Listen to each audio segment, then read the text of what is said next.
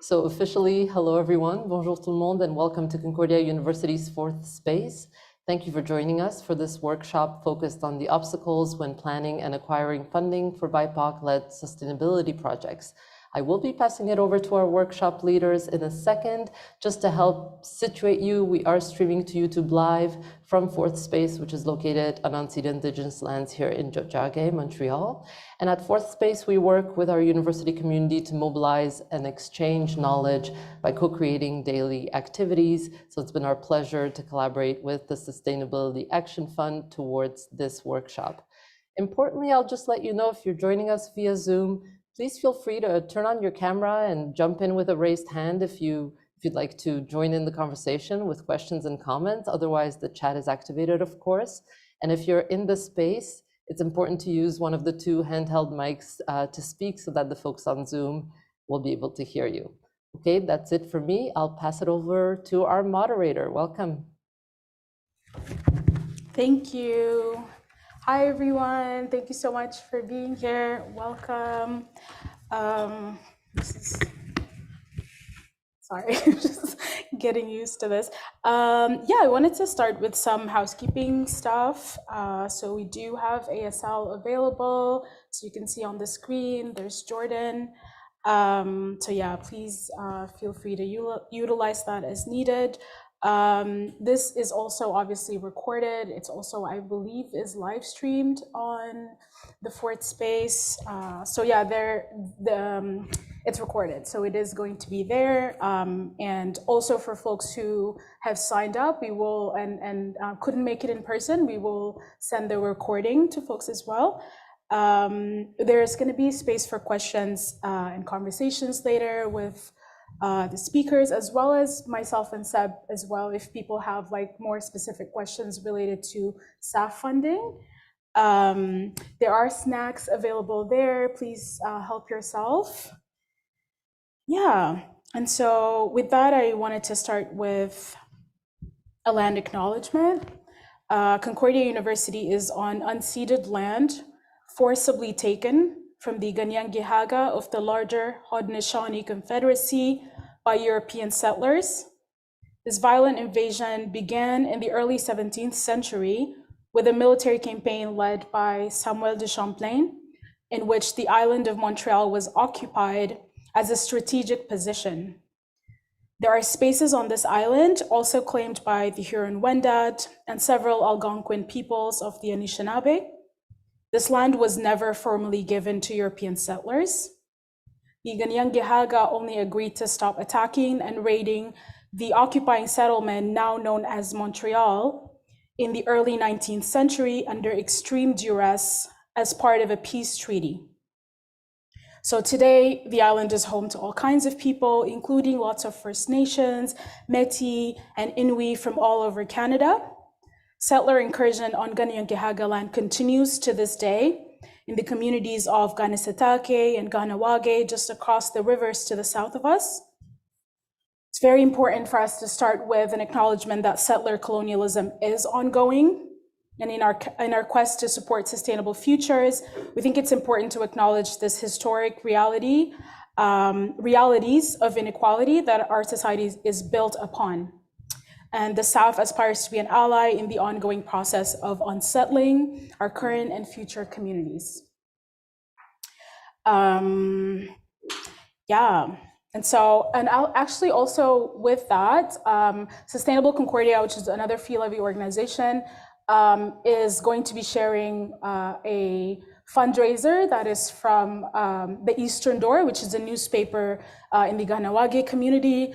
I will, when we share this recording to folks, I will share the link to that fundraiser as well for folks to support Indigenous-led journalism. Yeah, and so with that, I'm going to introduce myself. My name is Duha Al-Mardi. I'm the project coordinator at SAF, and I will be moderating this conversation.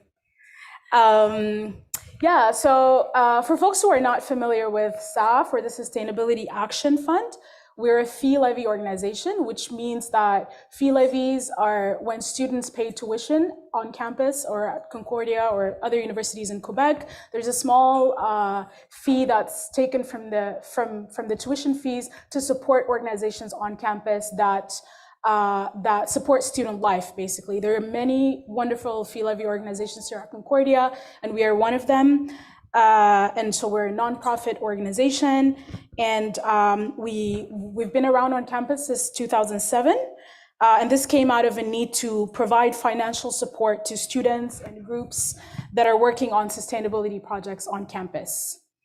So yeah, we provide funding all year round. Our deadlines are normally the 15th of every month. And we do this through two funding streams. We have a student special projects funding, and then we have a Living Labs funding, which is a partnership that we have with the Office of Sustainability at Concordia, and also with generous contributions from the Concordia Student Union. So yeah, we'll have time later if folks have special questions just for SAF that we can answer to. But yeah, actually, I also want to preface like why we're having this conversation here today. And I also want to begin by acknowledging that we're focusing this discussion specifically towards Black, Indigenous, and people of color project leaders and folks who are interested in applying for funding for work that's related to social change.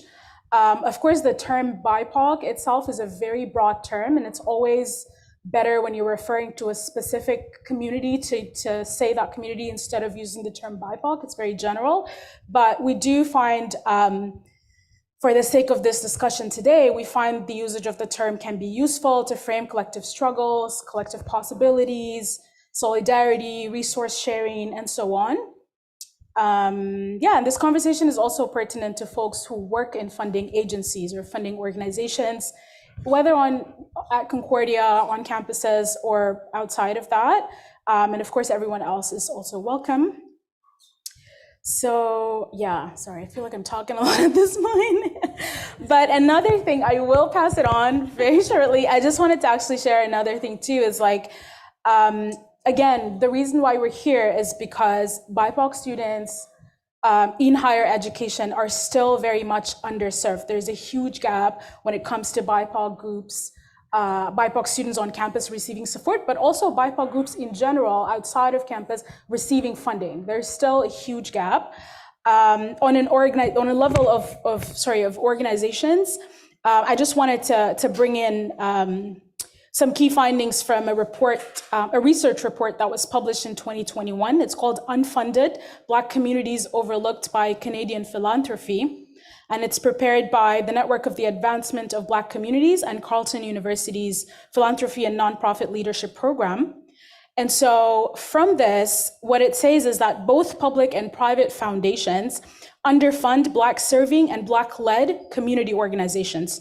Only 6 of the 40 public and private foundations that were reviewed in this research, only 6 out of 40 funded Black serving organizations. This is over the fiscal year of 2017 to 2018. And only 2 foundations funded Black-led organizations in the same timeframe. And so also compared to private and other public foundations, community foundations have a better record of funding Black serving organizations, but it's also an underfunded situation here. So across all the community organizations that they reviewed, they found that grants to Black serving organizations represented 0.7% of total grants that were done during the year, and Black-led organizations were only 0.07% of total grants. And for every $100, the top 15 community foundations that they had in the research, only 0.07 cent actually went to Black-led organizations, and only 70 cents went to Black serving organizations. So we can imagine, and again, in Canada, we still have a huge issue with data, race-based data and stuff like that. So these are efforts that are done by community organizations to shed some light. But yeah, this is truly the situation. There's a huge gap. And so this is why we're here today. to not just discuss barriers, but also solutions, advice, and ways moving forward. And we have these three incredible guests with us today: Ayan Yousof, Emem Etti, and Marcelle Partouche Guitterez. I'm so happy to be with you. Thank you so much. So with that, I wanted to let you each kind of introduce yourself and, a little bit about your background, how you got into funding, sort of what kind of projects are you working on? Yeah, any of you can start.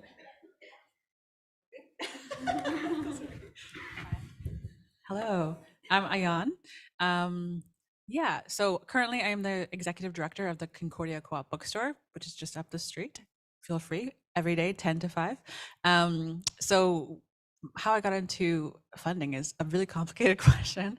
I've been doing community work and community-led initiatives since I was 14, and I'm 35 now, so 20 years now. I didn't realize that anniversary passed, didn't celebrate. I will though. I've been riding the waves of how mandates shift and policies shift and how a lot of orgs tend to chase the money instead of standing firm in their initial mandates, and so end up leaving community groups really like bereft a lot of the time. And so that is where I'm coming from, of like intentionally centering community in everything that I do. And so if there is no need that I can see and sense of someone coming to me in a direct request, I won't be applying for funding because I don't need it. And so like that's kind of the experimental approach that I brought here, because I'm from Ottawa originally and we've been living here a couple of years. And so we just got a huge grant for the bookstore, and that in and of itself was a kind of not legitimacy in the sense of like success checkmark, but rather that we can introduce experimentation and people-led initiatives into those spaces, and they will adapt, because that's how I think it should work. So it's nice to get validation for that, at least.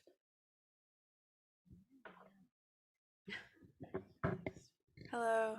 Hello. My name is Emem. I'm in my 5th year of film production. The way I got into funding was I'm poor and I needed money for my projects. And it was really like in film production, if you do not have the money, you will not make a film. And so I was kind of just in a tight corner, and I was like, okay, what do I do, And that led me to like researching about grants and stuff and seeing what's available at Concordia. And I bumped into a lot of resources, and I just started to apply, and that's how I've been funding my projects since then. Within my artistic practice as like a filmmaker, but also just like an artist, I really strive to create like socially sustainable spaces for BIPOC artists. It's like my main mission to be able to give opportunities to people who don't usually get those opportunities. And film, it can be a very like nepotistic space where if you don't know the right people, you will not get the jobs. So I'm really trying to combat that in my own practice. So that's a bit about me.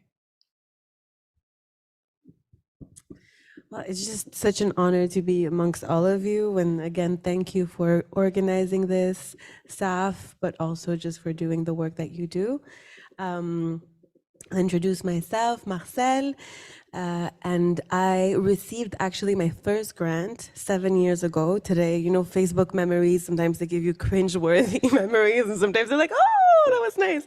So first grant was with Girls Action Foundation 7 years ago. For 5K, we did something for International Women's Day. Also, BIPOC-led, another organizer at Head and Hands, J2K, and myself wanted to do a show and also a conversation. So it was showversation. We found some sort of way of presenting it. But I asked at GAF. I ended up working at GAF as an animator. The first thing that I asked when they told me, what do you want to learn? I said grant writing. So this event is really, it kind of speaks to my life's mission. So I'm so happy to be here, for real. I really focus on BIPOC community members. So in academia as well, but mostly in nonprofit organizations and the artist world. And in my relationship with SAF, it's been a lot with rap battles for social justice. We got a few years of funding behind us, and eventually even a few letters of recommendation to be able to obtain more sustainable funding with the Canada Arts Council. I work a lot with the Canada Arts Council. They're my favorite funders. No, I don't mean that in a mean way. It's like sustainably, it works really well. And on a personal level, I also come from CARE. So I organize as well a lot for youth from CARE. And I focus on Black and Indigenous youth who are in CARE because there's an overrepresentation, and get funding for us to be able to organize. But there's an aspect that I also wanted to talk about is I too, I can no longer say that I'm poor, but I was very poor. And I just kind of want to talk about it and debunk kind of this class thing, when you're so close to economic desperation and you're asking for funding, and how to like build the tools to be able to do it ethically and with equity and heart, and not lose sight of also who you are and your community. So that's really one of the big things that I want to bring in this conversation, and also keep working at focusing specifically at BIPOC communities who don't feel like they can even dare to imagine to be funded and to have projects and organize in an abundant way.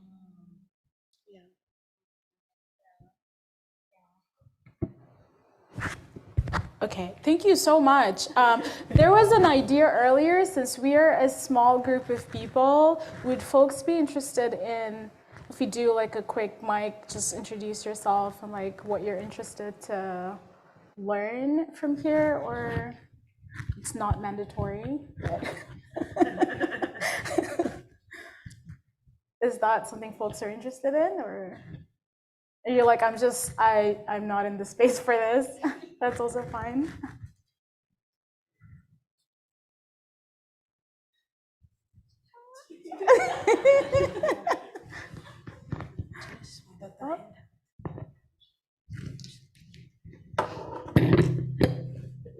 Thank you.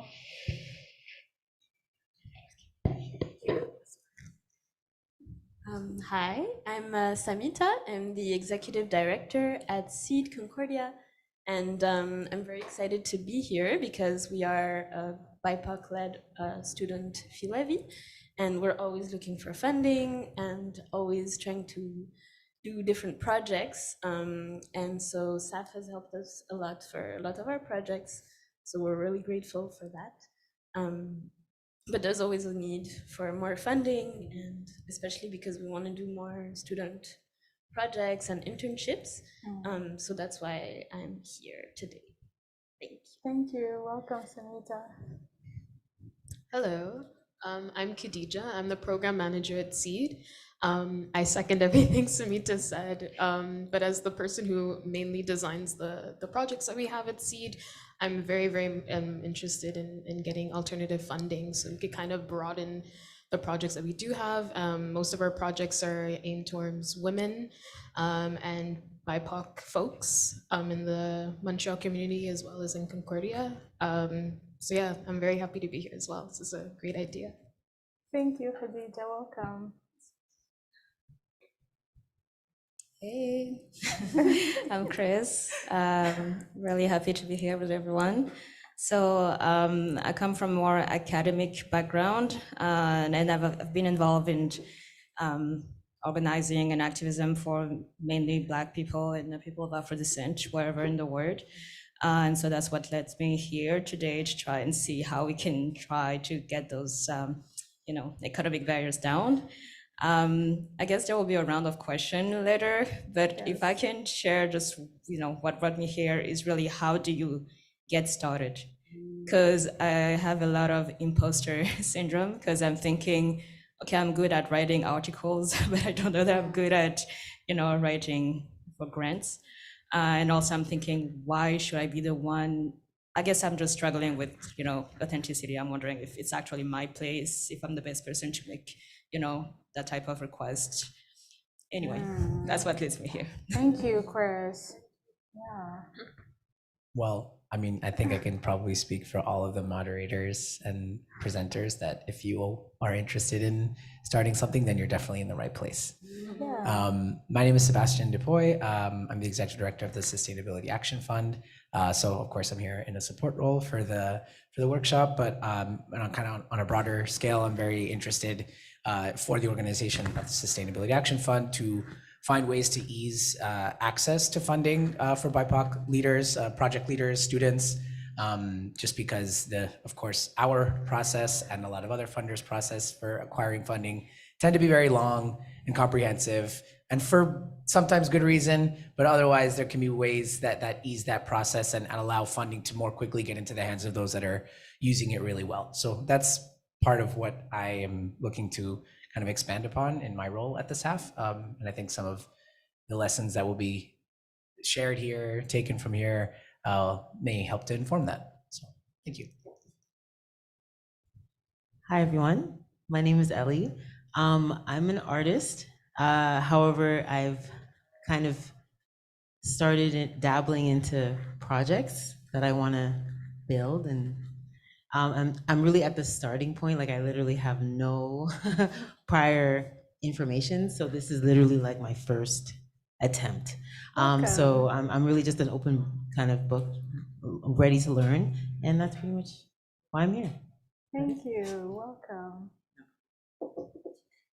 Yeah, my name is Elijah Olise, community member, Concordia student. The reason why the reason why I'm here today is like definitely solidarity, and I mean, like, I think like a lot of we've spoken about these things a lot, but when it comes to like access, equity, the barriers to funding projects, and like people who know how to service the communities that they're trying to service, and understanding like the capacity it takes to do that kind of work is one part of the ingredient. Funding is a netter, but having that sense of community is always like seems to be missing. When we talk about sustainability, I think like we forget about sustaining community as well. And like BIPOC is a generalization, but it's just an understanding that we have to kind of come together on these certain causes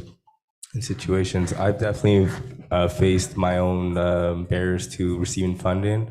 I think like the idea that like you're like, this is something I have identified as an issue as a community member, and you're like, I want to solve that, and the steps to going to solve that afterwards are just like, it's just a lot of bureaucracy, a lot of red tape. And I think like historically speaking, nonprofit complex is all screwed up, but I think there needs to be a certain accountability from the government when it comes to BIPOC organizers, community organizers, those who are seeking funding, because it's those who are at the intersections of all these like marginalized and the most marginalized identities. And like, I mean, like, it's a win-win for everybody, right? So, and so that's why I'm here today, and I'm looking just to see what I can learn and what I can hear more about the work y'all doing. So, thank you. Thank you. And I think the folks on Zoom, someone said there's someone on Zoom who'd like to introduce themselves. Welcome. Hi, my name's Lee, and I'm an organizer with the Pan Asian Collective in Montreal. And so we've been struggling a lot with trying to find different resources for funding. So I'm really excited to be here and listen to all the advice that everybody has. It seems like it's going to be a great panel. Thank you. Welcome, Zoe. Thank you so much, everybody. Welcome again. Okay, so yeah, we heard some of the things that I'm sure you also can resonate with from your experiences. But speaking of that, yeah, like I wanted to, if you can tell us a little bit about how your experience has been on your journey of since you started writing grants and where it's at right now. Sure. Okay, I can start off. So I think that one of the qualities that we can have from being historically marginalized is, and I dislike using this word because it's overused and there are other attributes to us, but our resilience or our grit. Perhaps our grit is better. So knowing that I've received a few no's, but it's really about cracking a code and understanding the assignment. When you understood the assignment, you're like, oh, I got this. And once you get there, to me, that's like 50% of the job. The rest is actually being prepared to receive it. I see it, I'm a very spiritual person. I see it as a blessing. It is a burden to some extent, like any blessing, but it is a blessing.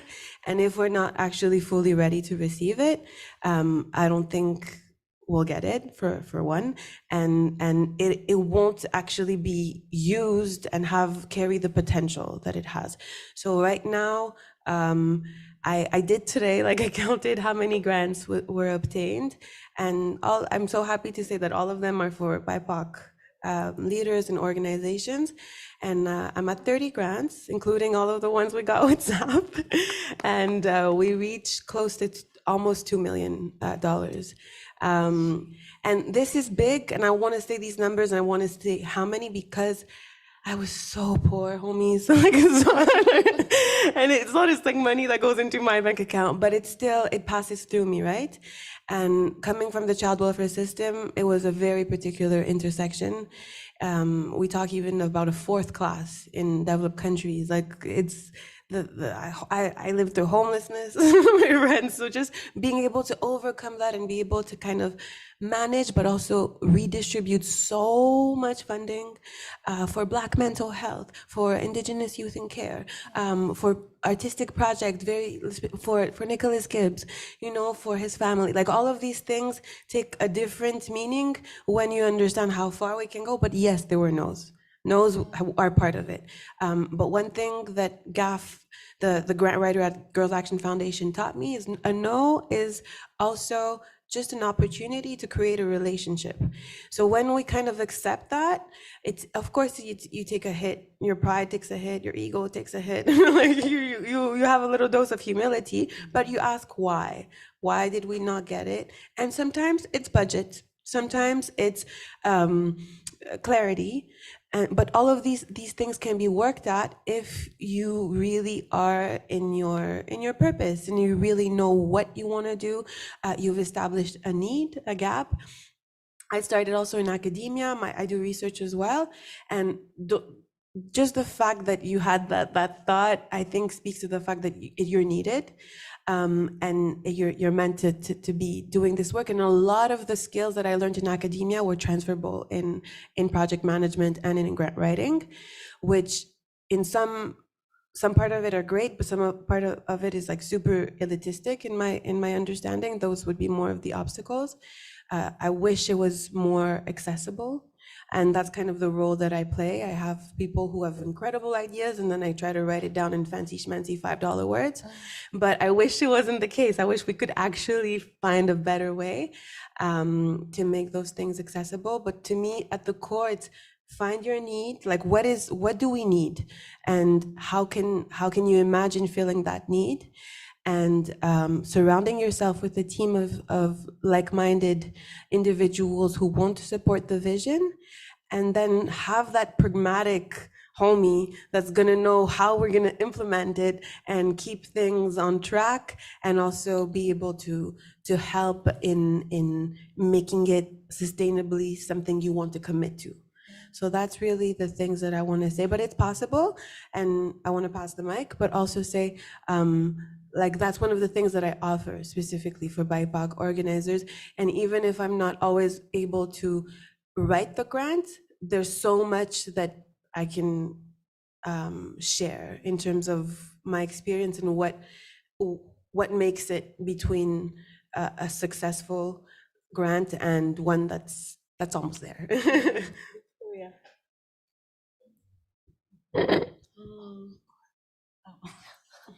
Okay. I've heard mostly no's. I'm the opposite side of it. And yeah, in terms of the grit idea, I think it's also I think for me, it's grounding the emotional embodied responses you feel and kind of widening it and thinking okay, so if I'm doing this thing, if there's a gap in the market, if there's this demographic of people who are underserved, and I want to be the one who helps them because I need to help people so I can like make some sense of the hardness of my life, right? Like we inherently individualize ourselves because we've experienced immense hardship, and you want to make it purposeful. And that in and of itself is like this profound, beautiful gift, but that also means you don't get to feel what you are experiencing in the attempt to help people. So I think you need to have like a community, and whether that's like one person, that pragmatic homie, or your mom that you call when you're crying, or like whoever the person you would visualize supporting you regardless of what you're currently going through, your safe place to land, as they say. You kind of need to cultivate that first, I think. And also just making sure that your intentions aren't just reactionary. Like, I am an anti-racism educator, and I did not work with anybody in 2020. Like, I was like, nah, I'm not doing, why would I ever do this work in the midst of the sobbing that I'm doing? Like, I'm not doing that. So like just getting the practice of centering yourself too, of like, if you want it to be sustainable, you are your main resource. So you need to center yourself because no one else is going to. And if you seek to decenter yourself to leverage the privileges, to access things that you can have and that kind of stuff, like you need to also prioritize yourself so that resentment doesn't kick in, because this process is so arduous and long and really boring too, because you're kind of taking a very personalized lived experience process, systemizing it to make sense to someone who have never experienced it before. And yes, there's plenty of data available, plenty of evidence. That's not enough because people can just not read that book, right? Or not read that journal article. So you're kind of starting from scratch every single time. And like sometimes you have a leg in and someone who is aware and like trauma informed and it can help you. A lot of the time you don't. So you have to kind of also figure out what sustainable processes you want to experience. And then once you experience that for yourself, then you can create it with some level of consistency for others, you know? So I guess it's kind of like grit, but also just making sure that your intentions aren't like a response to the harms you've experienced, because maybe you just need to go to therapy and figure out your own stuff, and you don't want to be in academics, or you don't want to be doing this work. And that's fine too, because not everyone needs to do the exact same thing, you know? Maybe you living a fulfilled life is enough activism, you know? So just making sure that you're not like leveraging too quickly before you get to experience a thing that's happened to you.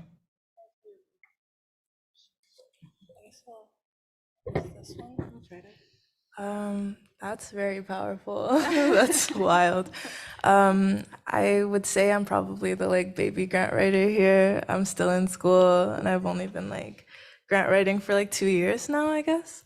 So I'm still like learning on the go, and there's definitely a lot that I can internalize, like what you said about like taking care of yourself. I feel like that's something I need to learn how to do, because at least for me, I feel like I've gotten stuck in this like cycle where I need to keep writing or I will not be able to make a project. Like it's either I make a project or I pay my rent, you know? Like it's tough to be in this spot because you just have to keep going and you have to keep pushing.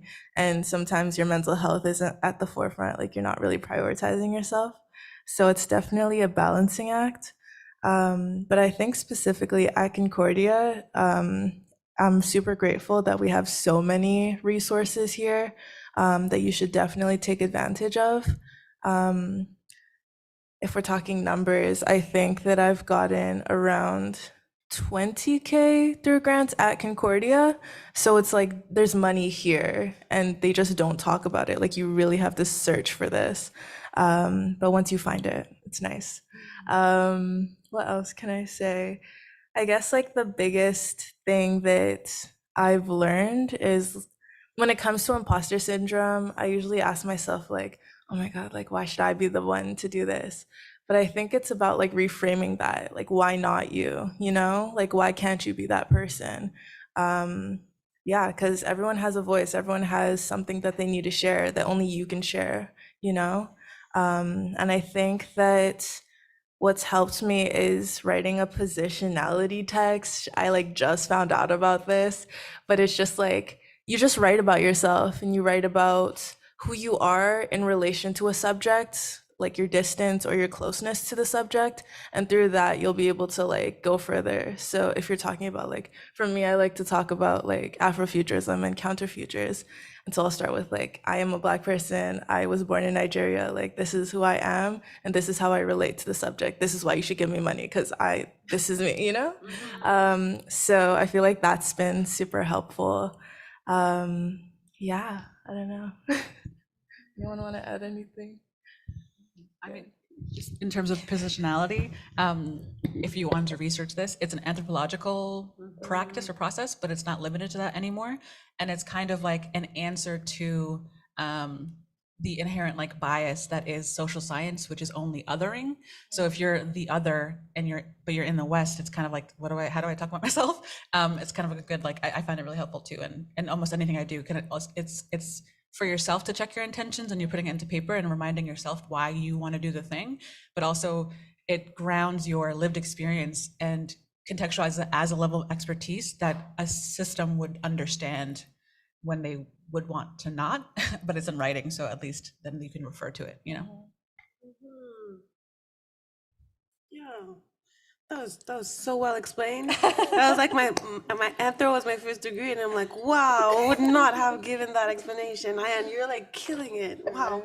I want to bring a thank you so much both for sharing your thoughts. But there's one thing in terms of positionality as well that I'd like for us to think through, because I think within the institutionalization of our lives, and when we're still fitting the most passionate parts of our core inside of 350 character boxes, it's a lot, but remembering who we are, and remembering, to me, like the spiritual component is not at all religious. It really is like, who are your ancestors? What sparks hope in your heart when you feel despair choking you up, and how can we navigate through these systems, including funding ones that help us organize differently our communities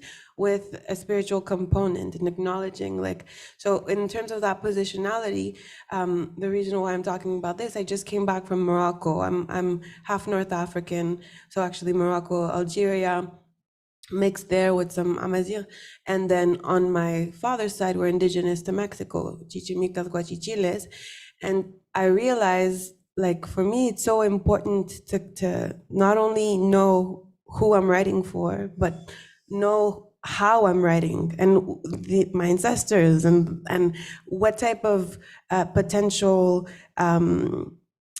it's not even about peace, but it's mending some sort of tear, and that we end up doing, regardless of what the subject is going to be. You can be exploring Black joy, but still know, like, I'm bringing everything that I am as I'm supporting this project. So that, to me, is also a component that helps me feel like I'm not only exploiting myself. Like, I'm actually giving back, so it's a way of kind of feeling like I'm taking care of my spirit as well. And for BIPOC leaders, that's something I want to just share, because it always feels like whenever we speak about spiritual components, then we become either esoteric or na, or it's not super scientific, but it's part of the core of who we are. And to me, that is the reason why we've gotten as a community this much success at doing this, and that I want to keep doing this work. Not that the no's haven't broken me down, or like that's part of it, but within that structure and that support system that I've built within myself and with my other homies, I really feel like there's a sustainability that can happen outside of me. Like, I could leave, and that structure will stay. And that's also the reason why I want to keep sharing these tips all together, Yeah.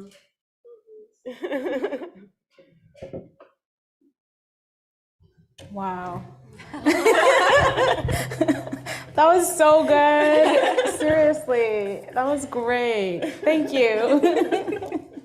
I think all of you kind of spoke a little bit to this question, which Ayan, when we had our conversations earlier, you wanted to speak about the component of creating programming for and with marginalized identities when you yourself occupy a marginalized identity. So I feel like you kind of weaved into that a little bit, but if maybe you can expand a little bit on it, and other folks can join as well. Yeah, I stacked the questions for what I want to talk about. But there's this inherent devaluation that happens when it's something that's not acceptable or created or constructed through whiteness. And so when you want to do community work, you are inherently existing in this like negative space because it's like different than the constructions of society. And so even if you inherently know the benefits of it, like how often do people inherently know what their skill set is with confidence and then live in the world as if that skill set matters? No one can do that really. I mean, some people, we all know who they are. But like when you want to do community work too, like you amplify the community, but then you also kind of devalue your role within that community. So it's this constant like displacement of like, it's a shell game where you're like, everything is important, but not me, you know, like, it's always like, oh, like this, like you go to your elder in your community and you feel held and supported. But like, if someone asks you, how do you succeed? You wouldn't necessarily name that person right away because it's so reflexive and entrenched in our ability to persevere through insane circumstances that we keep it private. And you kind of don't think of those resources as resources, but they are. And my main thing is to kind of just deconstruct what are resources, because time, energy, attention, relationships, other people's resources are also your resources, right? So if you are like, I'm not a networker, I can't go and shake hands and pass cards to people, I'm not that kind of person, then don't be yourself in networking, you know? Like it's kind of, instead of carving pieces of yourself to exist in a white space, it's the opposite. Smash that cookie cutter door, kick your way in, because you need to exist in every space and you will not actually be met with resistance. It's the barriers prior to entry that are the hard part. Once you're in, there's so few people will say like no, right? Because you'll show your exceptionality, you'll show your skill, you'll show your talent, you'll bring more talented, skilled, amazing people with you, and you'll change the space. But the barriers are so hard in the beginning. And so you really need to kind of amplify what you're good at, create a lane for yourself, stay in that lane, gain confidence through that lane, and then switch lanes and build confidence again. You know what I mean? It's my whole thing is like, the funding bodies exist to fund. So why would they not fund you? You know, it's really common to internalize limiting narratives, and that makes sense. I support that, I get it. Like poverty is a mind F. So like, I'm not one to ever say like, rent or this is a reasonable decision that you have to make. It's not, it's inherently unreasonable, but honoring how impossible the circumstances are and amplifying that you do succeed in insane, inhumane circumstances. And that in and of itself is a skill set you need to value for yourself.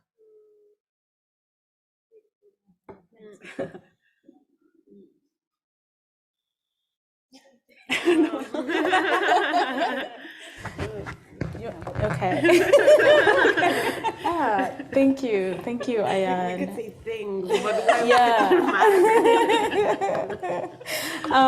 okay, there's something that I want to bring here, because earlier, Marcelle, you and I were talking about, about how hard it is sometimes. Some, you know, I've also had my fair share of applying for grants, and I've definitely been in positions where I'm like halfway through the grant and I'm like, no, like I'm asking for $5,000. Why am I spending 30 hours of my life writing this form? It's not worth it, you know? Like it's, you know, so it's a lot of these things these forms are so difficult.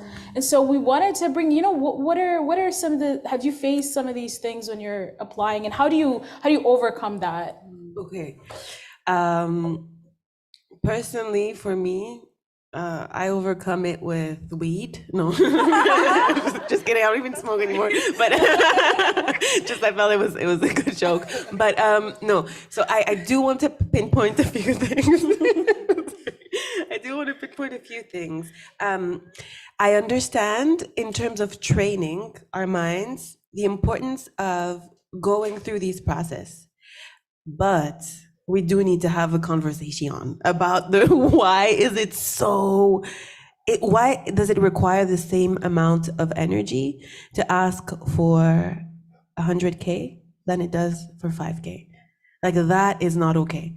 And I've had experiences, and I'm just gonna be honest, I'm always super grateful for all of the funders who've accepted and who've granted monies, but I also do know that I have an incredible amount of persistence and grit that I cannot take benefit from just from being myself. That's some ancestral shit. And if I didn't have that, we would not have been able to do the project, because including with SAF, I'm just gonna be honest, we had so many times where, like, I think before the pandemic, we had the funding, but then I had to rewrite twice the thing for which we did get it. So I do want to be grateful, but I want to be honest that should not have been this hard. We could have found an agreement of like based on trust, which is the way that I operate now. I end up doing distribution of funding myself, right? I like through Lotus, through rap battles, that's what we do. I'm like, shit, have some money, like do what you said you're gonna do, for sure. But I realized, like, trust as the basis to encourage BIPOC leaders is the best currency. Like, that is how I want to roll. And I feel like that was a huge obstacle, in the sense that it takes a toll on us, because, for example, within our organization, I'm the only person who does the admin work. I'm the only person who does grant writing, on top of all of the other things, like try to be a good human, like I try to do some stuff, do my laundry, and it gets hard. It gets really tough to just try to juggle that, and to take in the no, or the no but, or no maybe, and keep going and keep striving until you get the yes. It would be really nice to kind of create a fund within certain groups that specifically cater to BIPOC leaders, and help a little bit more, because I can see how the narrative outside of certain circles is only white organizers are getting funded, only white artists are getting funded, and statistically the representation is much higher for it's true, but it would be helpful to kind of have more ease into getting funding and making these forms less long, or just, I don't know, man, just trust more, because the work is being done. Yeah.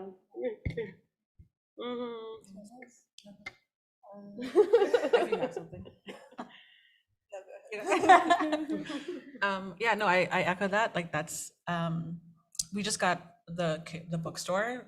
Well, I through the bookstore got a huge grant from Concordia's student services leaders, or they call it the Big Hairy Idea, which is like a reference to like MBAs and like business people, because it's this weird narrative that a big hairy idea is the one you would want to bet on or something. I actually don't even get the metaphor, but we got it, so I'm happy. But it was an insane amount of work, and it's my job. Like, it was like, that was my only work for 3 months, and that was not a reasonable thing. And it's for students. Bonkers. So, yeah. I mean, I'm very grateful we got the grant. Would love to see it in our account at some point, but like, I'm glad we got the grant, and like, I know how grant works in the sense of like, once you get one, it's way easier. It's a dominoes. Like, once someone bets on you one time, you'll keep getting it, and then on your website you say funder of the or like beneficiary of whatever, and then you have their label, and that's legitimacy creates itself. And so it really is like the first grant, the first win is really helpful, but it is like an insane comical process, and like, it is like this strange expectation of the narrative of like exceptionality being normative for BIPOC folk, which is like, I need that on a shirt. Which is so profoundly unjust, because if you're a student, you are learning, you are meant to learn, and mistakes are part of learning. So a narrative created that you have to be perfect to get this. In your inevitable mistakes, you will no longer get funding again. Like, that kind of stakes is far too high for anyone. And regardless of age, like, if you are someone who's choosing to go into school, it's like a liminal space you're entering that is like a really strange thing. So it doesn't actually matter about the age although that is aligned, right? Usually you're a young person in school. So I think it's like a really like inherent unjust space that you're the most vulnerable you'll ever be with the least slack given ever, which is like crazy. And the trust piece too, especially because like we mentioned, like the devaluation of trust and relationships, and like, so how I do networking for the store, because we're Feel as well, is like, if I want to work with you, I will make it happen that we can work together. If I don't want to work with you, why would I want us to collab? Because if I don't feel safe in that relationship, I'm not going to bring you into more vulnerable people's spaces. You know what I mean? So like, I know it's a rough thing to say, but it's true. Like, I am a vulnerable, like I am the boss and I have a better salary than the students, just not much, honestly, but I'm a little more protected. So I will leverage that protection to make sure I'm not recreating the harms that I experienced when I was more vulnerable, you know? So it's like, it's just, the process is so opaque and frustrating, but once you get it, it's great. And then you forget, it's like childbirth, I guess. So it's like kind of always worth it because the money sustains itself. If we're talking about like struggles with grants and stuff, I feel like the biggest thing that I found with like Concordia grants specifically is the fact that you have to spend the money before they give it to you. I'm just like, bro, I'm asking for 1K because I don't have it. You know, like, I don't know how I'm gonna like, I don't know, make this appear so I can spend it first. It just doesn't make sense. So yeah, I think that's the biggest thing. And I work at FASA, the Fine Arts Student Alliance, as the student life coordinator. And like any chance I get, I want to hire BIPOC and like Black artists. But we reach this point where it's like, I want to hire you, but you're not going to get the money for like 6 weeks. You have to, if you're facilitating a workshop and you need to buy materials, it's going to be like loopholes to jump through just to get your money back, you know? I feel like something really has to change with the way we process money and the way we give it out, because like we're all about helping BIPOC Black artists and students, and we're just not making it accessible. Like it's all talk, you know? Yeah, I think this is like a really big issue that needs to be addressed. It's as if like until you reach a certain level of comfort, you can't keep accessing money. But once you're in it, and once you've passed like a survival threshold, it kind of keeps rolling. And that's something I don't exactly know how to break, but yeah, to be able to compare with different funding streams, like we just started tapping into private foundations, which funds, like they fund the arts, they fund books, they fund, you know, so many different things. But and I realized like it was hard, it was a long process, but I realized that it's almost like there's like the trust came because there was more money that was granted before, which it kind of defeats the purpose of funding people who need money. So that's also something maybe in terms of funders to just think about, like breaking the, like it shouldn't be accessible because you got funds before. Like you know what I'm saying? Yeah. Like that domino effect needs to stop. Like, sorry, I just wanted to say that to me is a big obstacle. Like the culture.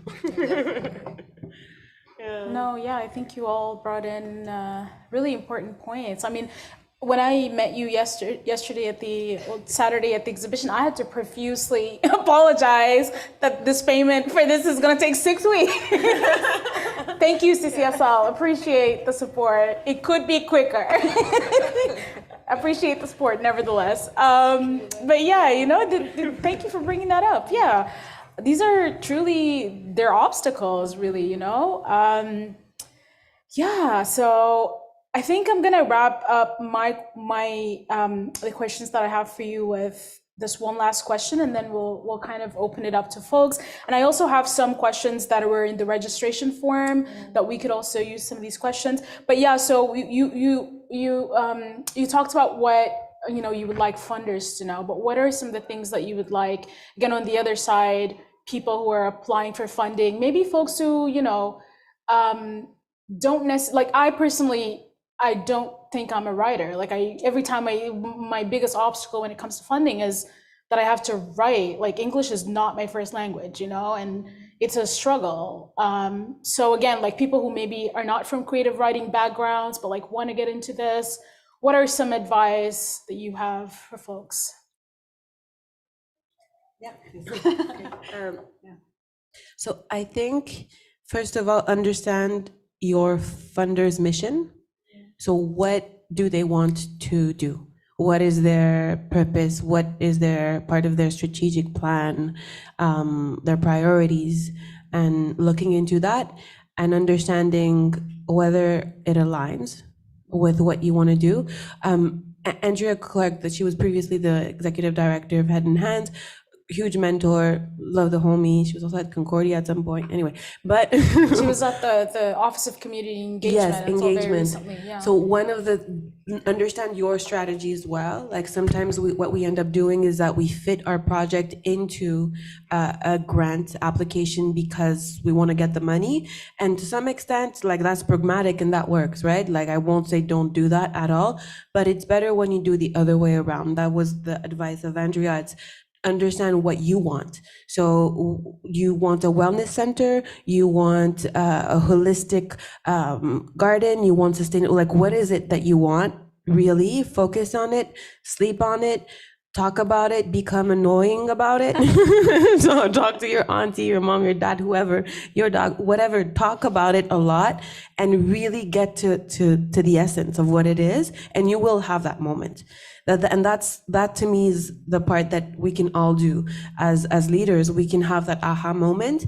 And if writing is not something that you're able to do with ease, then there are different services. So I'm one of them, but Coco offers community servicing, like sorry, I'm having I think it's the center of community organization, something, yeah. You know, Coco, we'll give you that resource. There's also these grant drives that you can look into. You have access to them as students, and have like a list of these grants and these resources. I'm currently building one for youth. It'll be accessible very soon. Not too soon, don't pressure me, but for like all of the different funding streams you can get in different sectors, right? So these are resources that are available, but for the writing bit, yeah, surround yourself with someone who can do it, but just know what you want and then try to find the right funding stream. And then conversation, I spoke with Seb, and previously when the executive director of SAF, I made a point to come in whenever we'd get it, just to say thank you. Even if we get the funds after we spend them, I still wanted to say thank you and really get to talk about what were the visions that we were having for our organization and vice versa. So it becomes like, I think it's also a relationship-based thing with the federal government as well. Like I've really stripped down my mind from having this, like, there's this idea of, I'm going to use a $5 word, but epistemic authority. So because of your standing and where you're at in life, then therefore you are all knowing. So I've stripped myself from that thought. No, no. Everyone is a person, and I will speak to you with the same way I speak to my uncle and to my homies. And so I really go and I ask the questions to the person I'm supposed to be afraid of, and really create like a chill environment, of course, respectfully, but I ask what I need, and we go into this back and forth thing, and sometimes there's a no, and then there happens to be a yes. You know, that also has happened, that we didn't receive it right away, but when there was more funding, because we created that bond and that relationship, they called us, hey, we have extra funding, we want to fund this project, and so that's a real thing. That from my experience, that's it. And then focus on three things in an application. Focus on the project description, so the heart of your project, what is it? And really break it down in the simplest way. You can, after that, you can decorate it with beautiful words afterwards, but simply, like, describe it, your budget needs to make sense. And the budget, like to me, a budget is not underpaying, it's not overpaying, it's being right there. Like everything balances out. To me, underpaying your staff is like, it's harmful, okay? Like especially BIPOC people, we don't do that. But overpaying, it's not that harmful, but we don't need to do that because we don't have that much funding, and like we want to respect also the balance of life. So budget, the description of project, and then your timeline.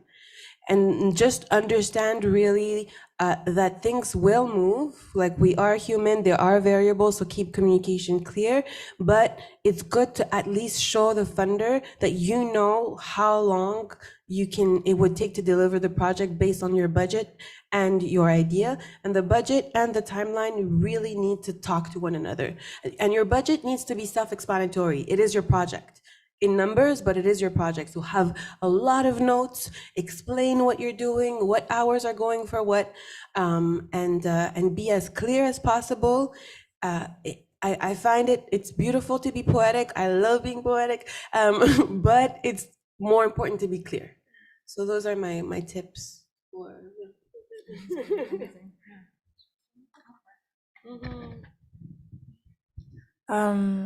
Ditto. Everything you said. I would say I have my notes. Let me not pretend like I memorized this. I think the biggest thing when it comes to Concordia grants is just thinking about how you're engaging the community. I feel like especially with art, it tends to be a little self-indulgent. So you really have to think about like, when I create this, like who's being impacted? What do I want people to feel? How do I want to get other people involved as well? I think that's really important. Like, how can you enhance student life for like other BIPOC students? I also think if you don't want to write the grant, but you want to be part of like a grant process, you could join the board of directors for different organizations. And through that, you can like jury projects and really bring BIPOC applicants to the forefront. I've noticed that like if there isn't representation, they will not think about it, Like sometimes you have to be that voice to be like, actually, don't do that, or do this, So I think that's super important. What else? Like you said, clear and concise budget. I think that's super, super important. Like make sure you like, I don't know, just say everything and like think about the things that you like, the like small things like sanitization and like printing and like the things you don't even think about when writing a budget. What else? Yeah, I think that's the biggest thing. Oh, research living wages.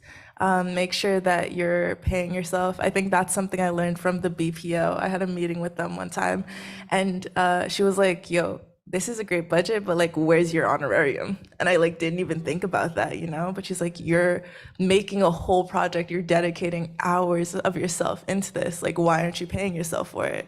So I thought that was like a big wake up call. But just make sure that you're paying yourself, you're paying other people. Living wages. And I think that's it. Yeah, just to be specific, if you're a student here and are in undergrad, you can use the CSU. They have far more discretionary ability in funding things. So usually it's like a much shorter process. So if you wanted to do a bigger project, you could get the initial funding to get the supports to then do the longer process there, because CSU is the arbiter of money, so it's a little easier. And same with grad students too, like grad students have the grad GSA, thank you. So same thing, they have like discretionary funding for those kind of things, and so it's a lot easier for them to kick you like $250 if you want to pay for a writer or something, you know what I mean? And I'm a big proponent of like, I get paid, you get paid. So like, if I'm applying for funding and I want to benefit from it, who can I also give money to? Like, can I create on the budget? Like, oh, I know a woman who does eco, farm raised, vegan, whatever, budget for that specific thing, and then get her the money to do it. Because that's also the community, right? Like, it's not just the project, it's like that like downfall of money helps everybody. And then for me, because I'm like not great at giving myself money, but if I'm giving everybody money, I can't forget myself, you know? So it also kind of helps me recenter what I'm doing it for. But also, this is just I also am undergrad in anthropology, so this is like my little ragey piece, so I'm from that. But like, if you're a student and you think there's a need, research the city you're in first, if that need's being filled by somebody else that you could just partner with.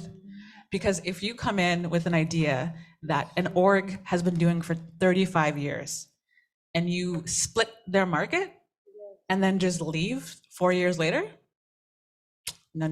I would say that's not a great idea.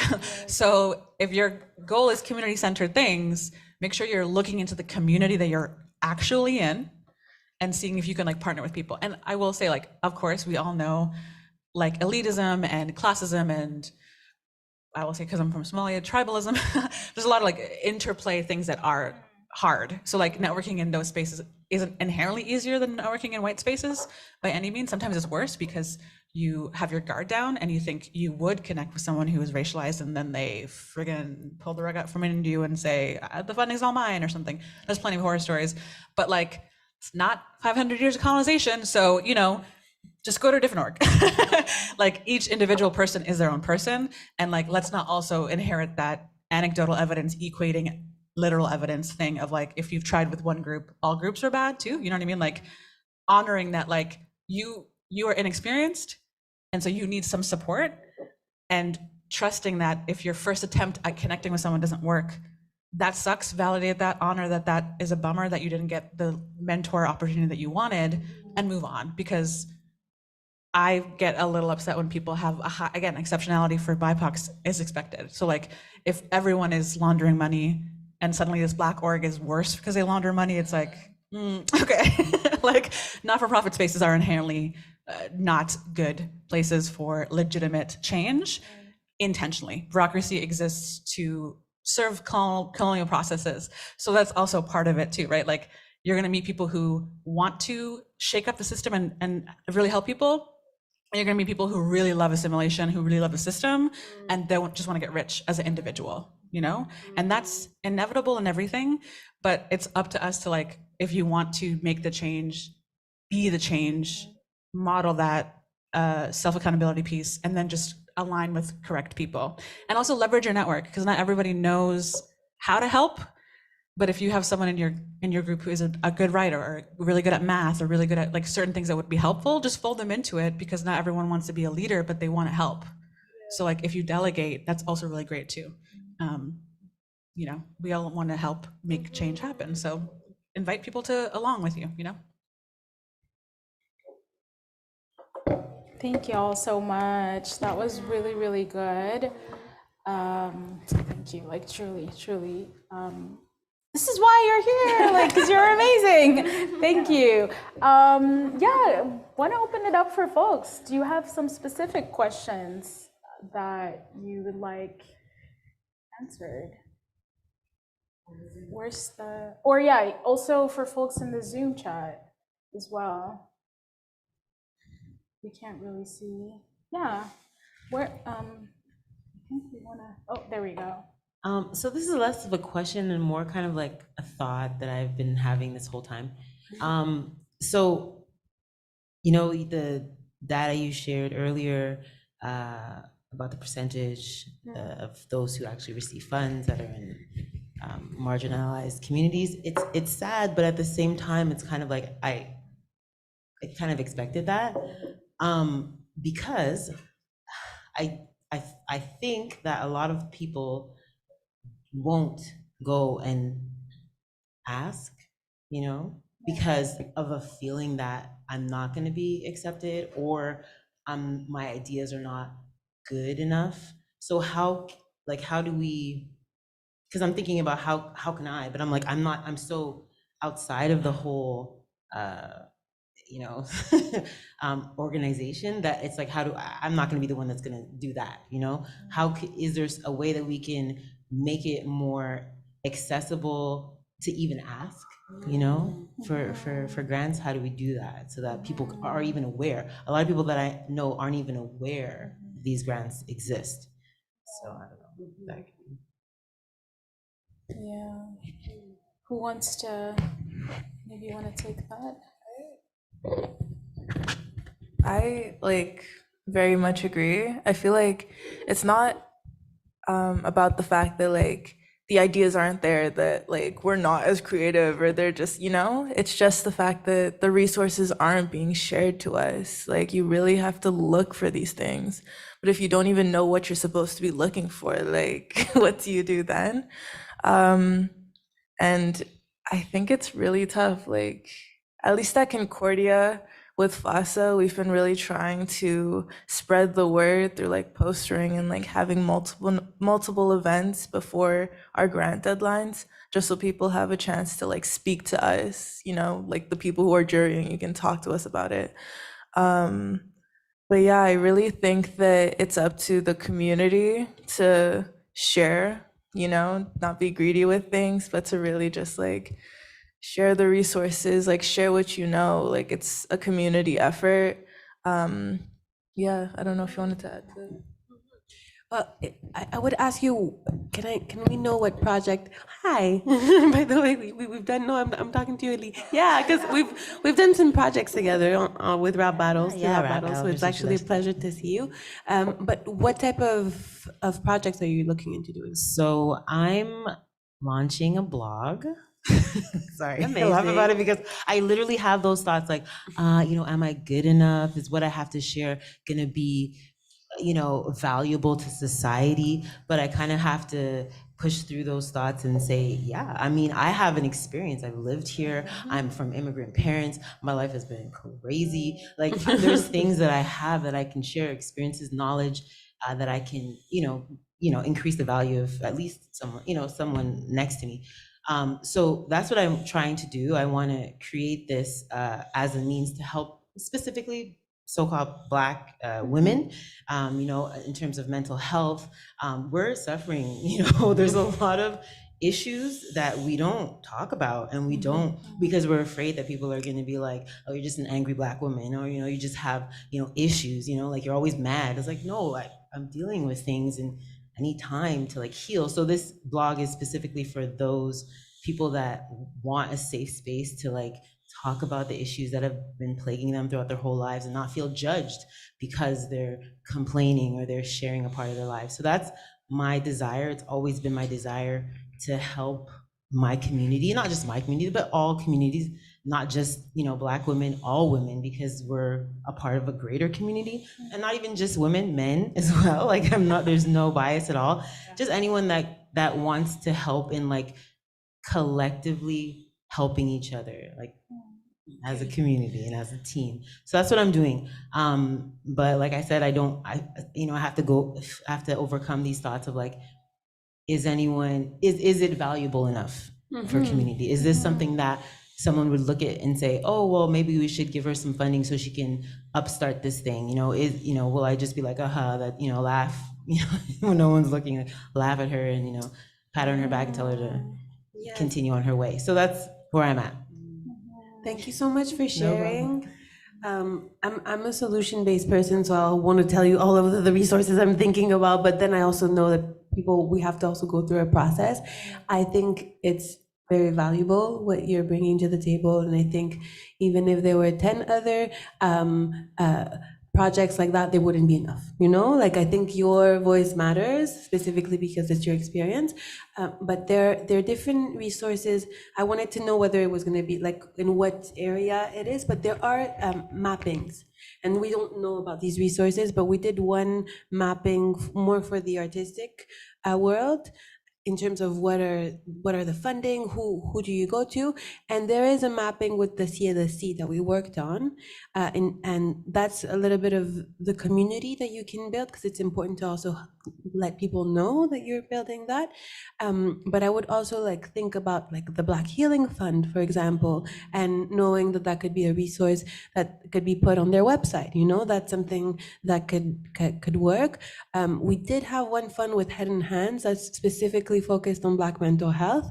Wrote it with Andrea. So I would collaborate. I would start do one post, right, and go see Head and Hands and speak about like specifically I'm working towards that, and then slowly but surely understand a little bit what are the needs in terms of funding and what are the openings. The Canadian Foundation for Race Relations does have funding that are available as well. I don't know if you're a student here, but there are definitely avenues, but I think starting with offering what you want to offer to the community you want to offer it and start speaking and going to resource centers is the first step. And then I think naturally it'll develop itself into what it'll become. Thank you. And I'll be brief because that was great. Also, like if you, in terms of like, it kind of speaks to the imposter syndrome idea too, where it's like, you kind of just have to keep speaking it into reality. Like network, go to fun events, whatever, but just keep saying it out loud. This is what I'm doing. This is what I'm doing. It doesn't matter if you're not doing it yet. It doesn't matter if you don't have a grant yet. That's who you are. So that when you do get grants, when you're like on your own thing and someone met you 6 months ago and was like, you know, we want to hire someone to do writing for this thing, they'll have you in mind.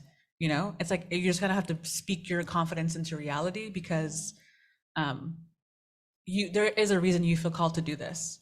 You know what I mean? Like it's in a collective consciousness sense, everybody has some understanding of things at the same time, sure, but you are you, and only you can manifest the version that needs to happen through you, you know? And so like because I've heard this a lot because I'm not from here originally, but I've heard this a lot, people saying like the crab in the bucket mentality, which is like that metaphor of crabs in a bucket, which is also sad to judge that energy, but like crabs placed in a bucket if they're alive will like stop one another from trying to escape. And it's that narrative in Canada in general, but I've heard it a lot here. And I think that's a self-fulfilling prophecy, right? If you go into places hoping to network, have that in the back of your mind being like, oh, I heard they XYZ, you're not gonna also be authentic in those conversations. You know what I mean? So like I mentioned, like you just gotta like trust your own authenticity as your own guide, and like any mistake or any potential hiccup is just experiential learning. It's just an opportunity to course correct, to change the directions. And if you are not a student and you're older, also you're just modeling that. You're just modeling imperfection and being transparent about that imperfection, which in and of itself is transformational and radical, and like you're being a good ancestor. Because I didn't have that example when I was younger, you know what I mean? So like you are already doing the work that you are seeking to create. You just need legitimacy, and that is just a very basic rote process that you could just make happen, you know? Thank you. Straight fire. Wow, okay.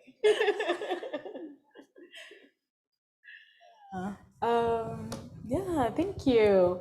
Anyone else has a question? And this is also open to folks on Zoom. We can see the chat, so feel free to type in any questions that you have.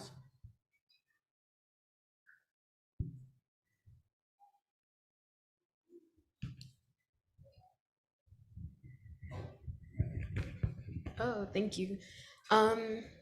So what I've gotten from funds that I've tried to apply for and have applied for is that I feel like, especially when it comes to like BIPOC like ideas, that they kind of fund the same type of ideas or like derivatives of the same things.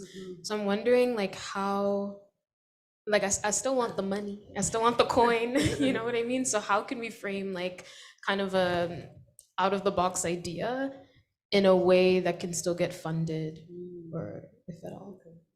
Talk about your idea. What the idea is?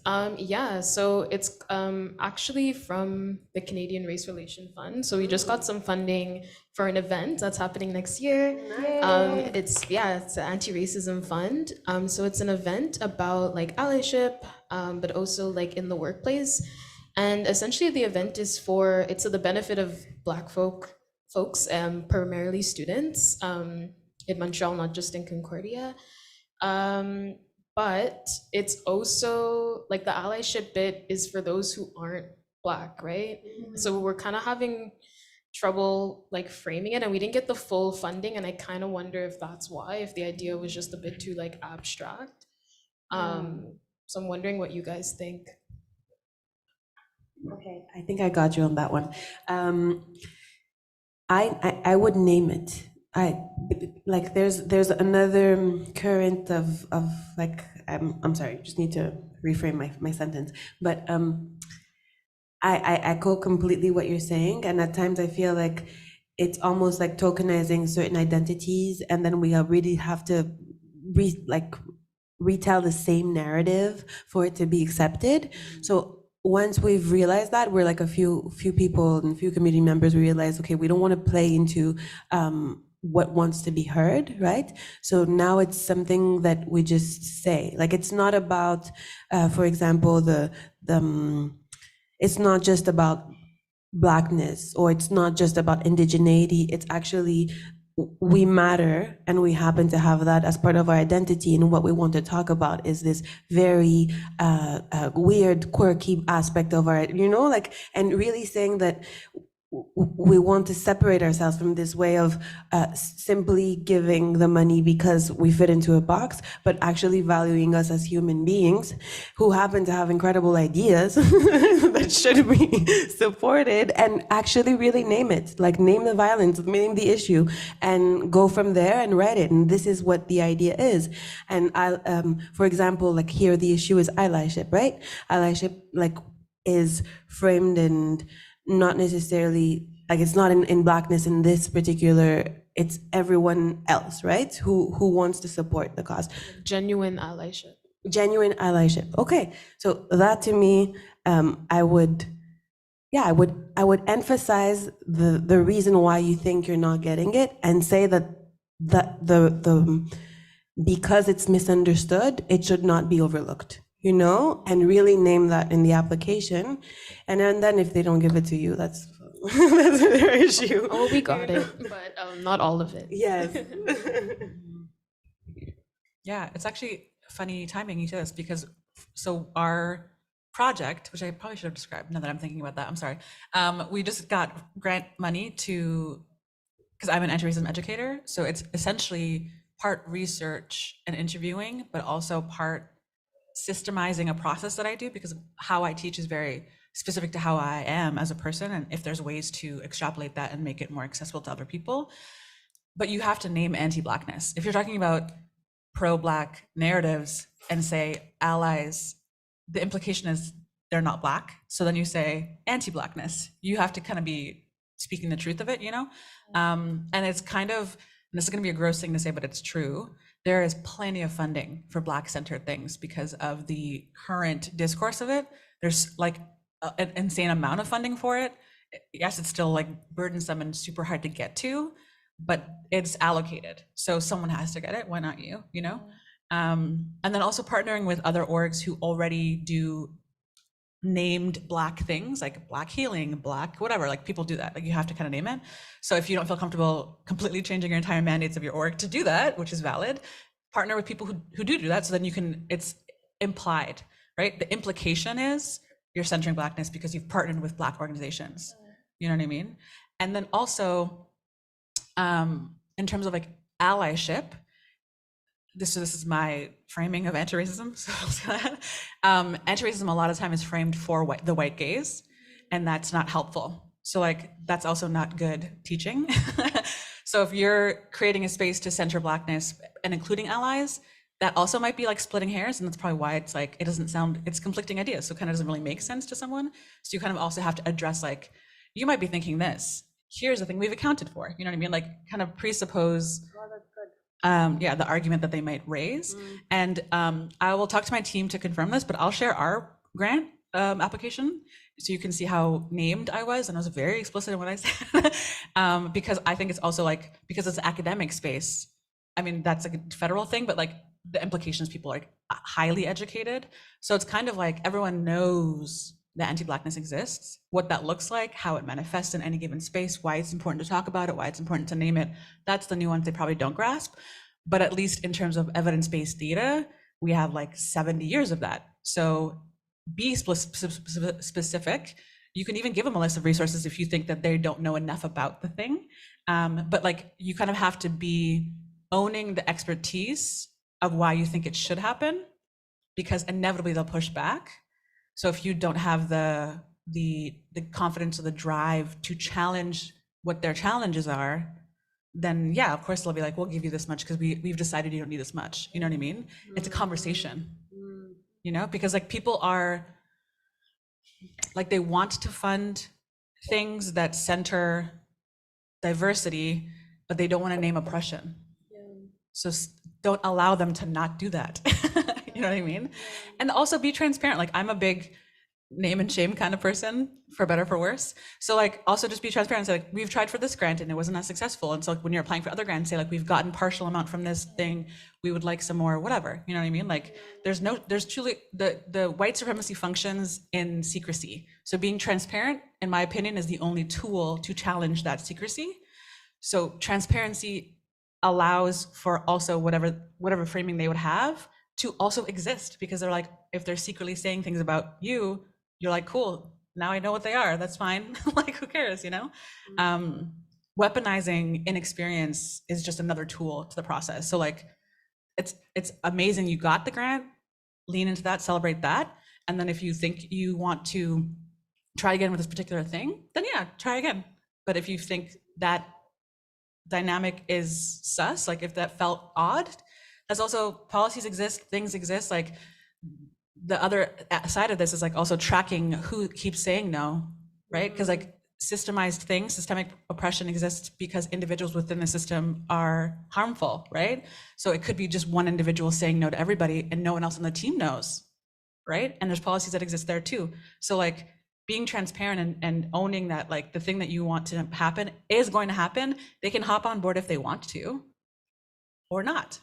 And it's their loss because you believe in the thing that you're doing. And then the next year when you're doing it again, and if it's the same energy of them being like, almost, not quite, like if they're really shitty about it, sorry, my French, then you'll also like keep that person's name in mind. And then when you're doing networking, ask, what's the deal with this person? Like we have this vibe, you know what I mean? Like you can, not weaponize is the wrong word, but like you can utilize transparency in networking as well, you know? Yes. That was incredible, but just one thing that I extrapolated from your thing, just I think that definitions, defining, that's one of the feedback that I got a lot as well, is sometimes we assume that certain, and certain words, like language is also this thing, this breathing, changing thing. So make sure that you've defined all of your terms in the way that will serve your program. And I think that's a good way of making sure that you can move forward. Yeah, and also knowing who are the racist funders. Yeah. So that's a real one. Yeah. I'm sorry, but yeah, it's real. Thank you.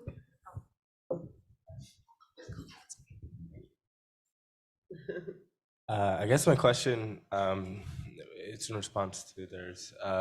You mentioned allies and like anti-Black fighters who are like also allies, but for me it's like, I guess like I'm gonna ask, I was gonna do a two-part, but I'm gonna just do it like this. Who is that? Who's an ally? Right? Because like white supremacy doesn't need white people to exist, right? They have their own allies, right?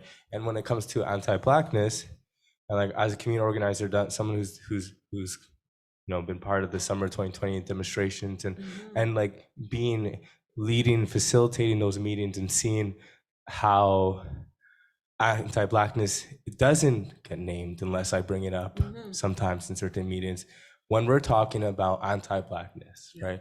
And then it's like you continue on to a point where you see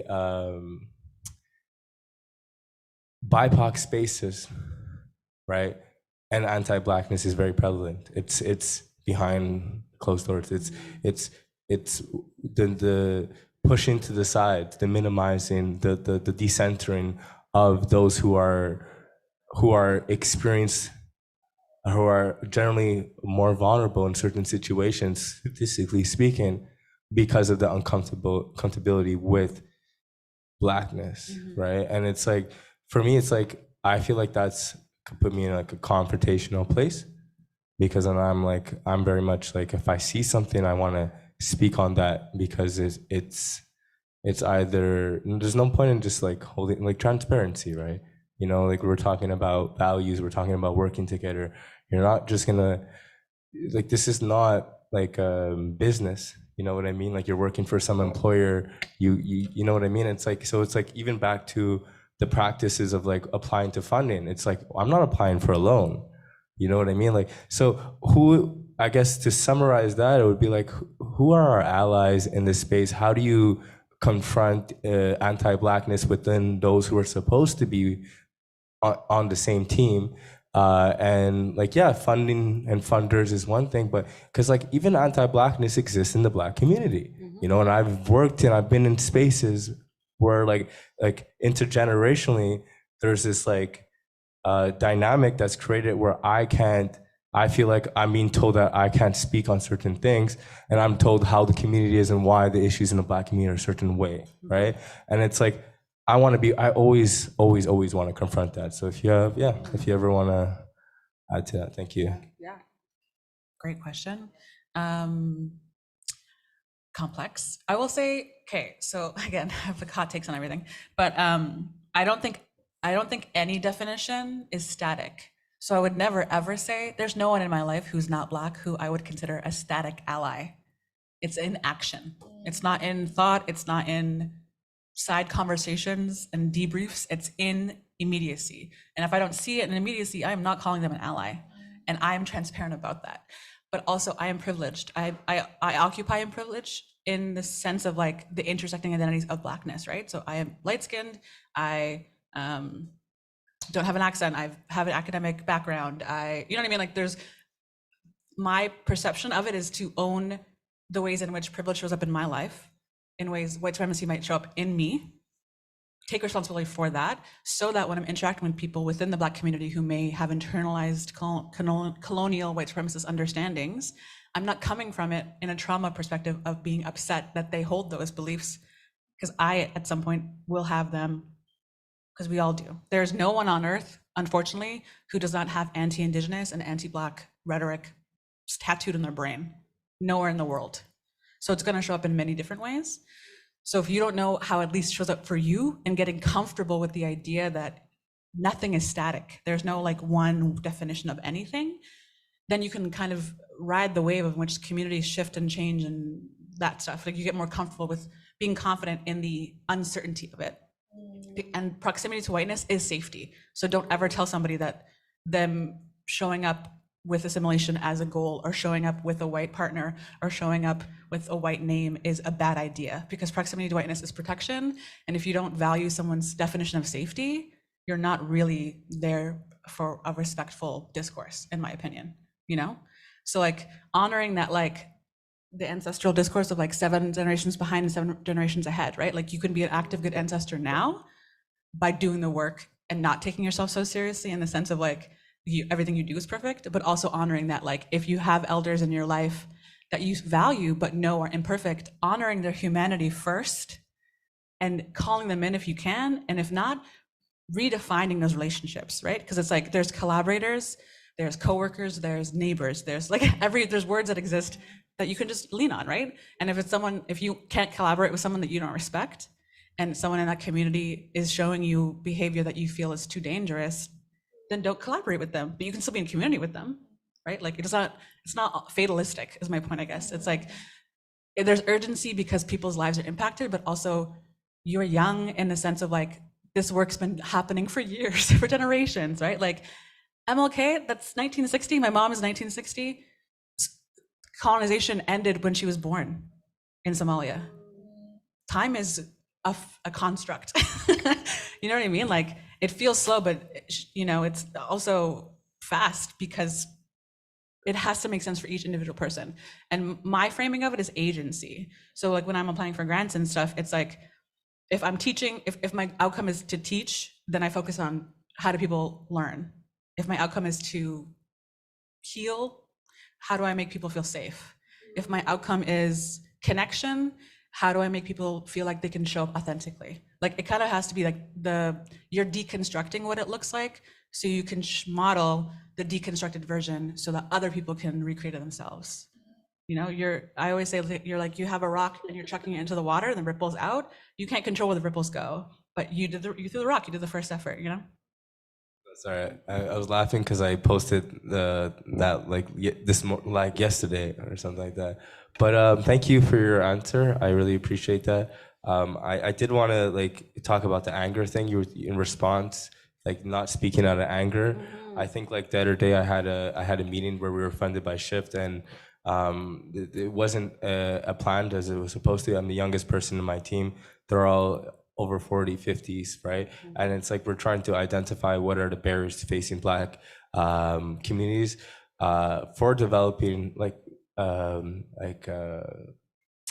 resources and connecting to university spaces like this, and being able to just Black liberation is really just that. What are the barriers in and out of the communities?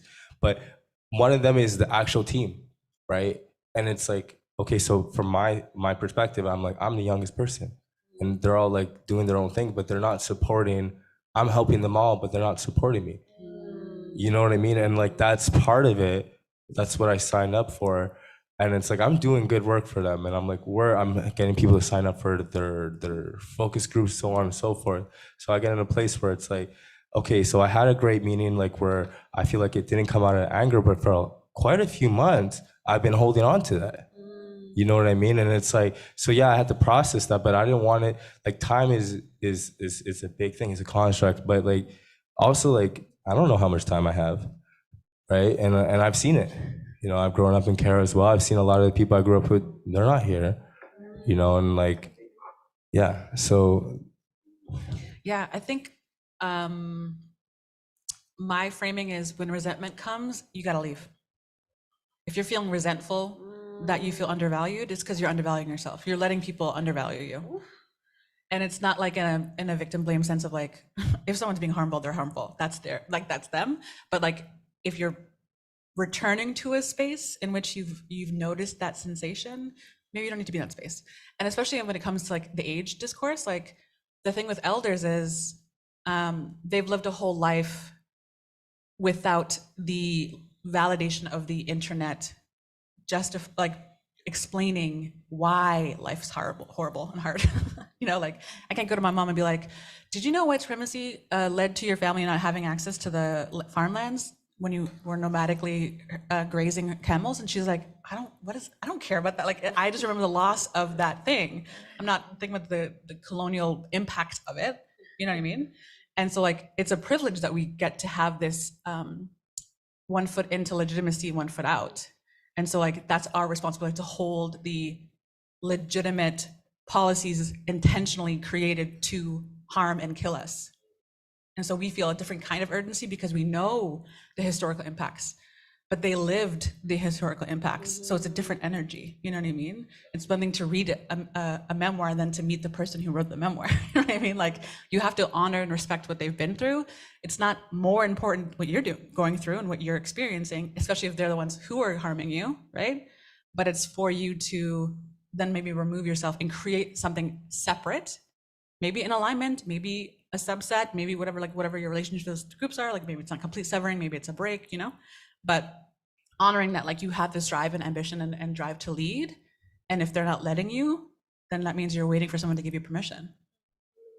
And that's valid, but check into that too, you know? Thank you so much. I do have one thought I want to share, because after I think I was 16 when I started doing community organizations at Bacha, Suso, Stand Up, Speak Out. I'm going to turn 32, so I'm on 16 years, right? And those moments happen, and I think in every meaningful relationship, understanding when to be patient with someone and when you have to let go is really hard. It's like, shit, I don't know how to decipher that to this day. Like you have to go through it, and then eventually you're like, okay, no, maybe now it's time. But I do see there's a generational difference in terms of how we deal with harm and how we deal with healing. And I do see that there's a value in trying to repair things, and there is a value in knowing when to let it go and when to move out of a room in which you're no longer respected. So that's where those are recent practices that I've been going through in terms of community organizing sustainably, like transformative justice, forms of mediation that actually hold everyone's grievances together and really allow you to, we all have some shit to look into. We've all harmed and we all have lived harm, right? But going through these process of analyzing where we have shortcomings and where others have harmed us and where people can improve, and being transparent enough to build, to me, like, that's even more important than having funding. Like, that's the structure of sustainability. How are we able to face conflict, and how are we able to repair after rupture, right? So just, I feel so much everything that you're saying and everything we're sharing, but I also think that at times we get to be a little bit too quick on just letting something go in terms of looking into, and these are indigenous ways of living, you know, and not just in this continent, and on the African continent aussi, l'arbre à palabre, baobab, like going around, having an elder going around a tree and just collectively thinking and gathering our intelligence to see what is the solution to this problem, right? So these are ways to also honor ancestors and think back 7 generation and forward 7 generation. That's just a thought. But you're dope. Thank you. But we all know who the dopest is, right? Because can we get a little clap?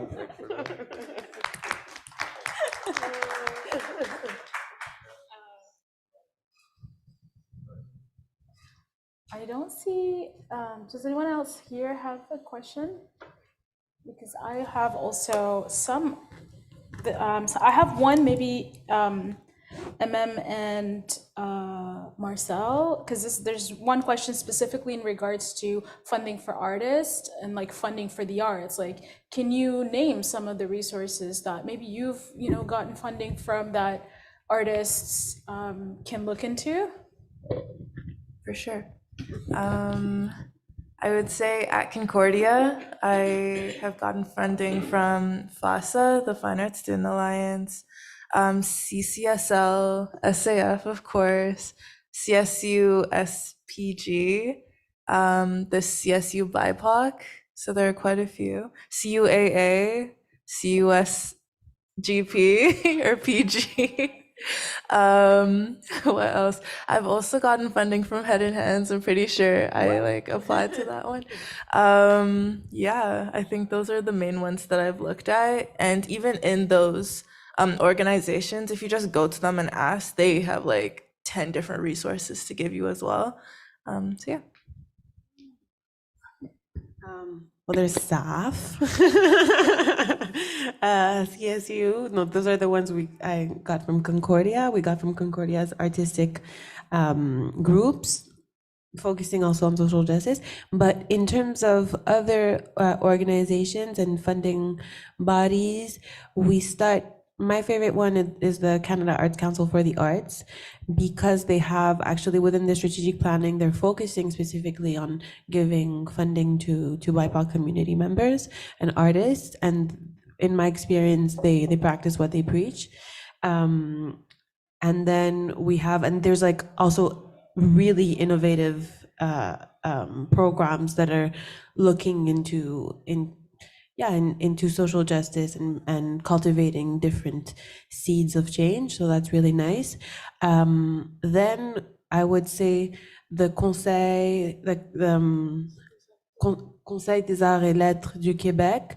Now I'm no longer on the jury, so I can say that I was on the jury. You have to wait a certain amount of time. They do have good programs, but in my honest experience, it is the most racist funding body. I know they also have a smaller budget envelope than the rest of the funding bodies, but I do to me it's okay, khalas, it's really hard. The respectability politics, ooh la la, they're too much, To me, it's not as accessible as CAC. And then there's the Conseil en Arts de Montréal, which is cool, project-based in terms of collective thinking. They do have some cool stuff, but for this one, because of how the criteria works, really, really take the time to call the agents. For us, it has happened that they love the project, but instead of having 14 weeks that we started the project after the application, we wrote 12. So we didn't get the money because of that, and that type of, it gets disheartening, So I'd say for some, you really have to call. For others, it's more accessible. And then there's some different funds, in terms of music, RBC has a music fund. And then sometimes banks also, and it might be more accessible to obtain that. So I think these are the ones that I'm thinking about. And then when you're larger, bigger organizations, we have SODEC, but that's when you reach a certain threshold in your income. But the Conseil des Arts the Canada Arts Council is really the best. I forgot to mention, there's also like, I think if you're a part-time student or if you just graduated, there's this program called the Young Volunteers in Quebec, where you can like pitch a project of like any type, any field. It's not just related to the arts. You pick a mentor and then the government like pays you to live, but also pays towards your project. And I think it goes up to a year. And you can do it anytime before you turn 30. So it's like a really great way to get your foot in the door of your field, get experience, be able to create a project that can then be recognized, and you can use that project to like get more money. Yeah. That's amazing. And you just made me think of also does any of you know Shanice Nicole? Yeah. Okay, so there's the resources that are with jobs, but also with grants that are shared on a monthly basis. And then there also is Carrefour Jeunesse Emploi. There's a few, but they do have many programs up to the age of 35, so you can access some grants. And the one you just talked about actually is part of their services. One more. I would also say that reaching out to like Oboro and AdaX, and there are a few in this like building who are like specialized in helping young artists and people who don't have a ton of resources. I think they would be great to talk to because they have a lot of like residencies and like, I don't know if they give out grants, but definitely like internships and that sort of thing. Thank you. I also want to add, not specifically for artists, but Shift Center for Social Transformation, which is on the same floor. Yeah, they're a funding organization. They do resources beyond funding as well, but definitely worth. Some of their funding is like you do have to be around Concordia, but they have the Gateway Fund, which is $5,000, and that one is sort of like the beginner fund of you don't actually have to be like connected to Concordia.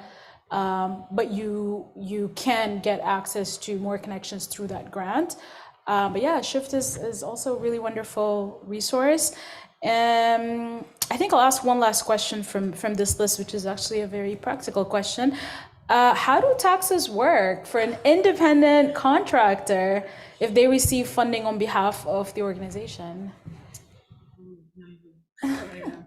Okay, so that one it depends on also which grant you've obtained, but I know that there's a certain amount it's beneficial to be registered if you're an individual.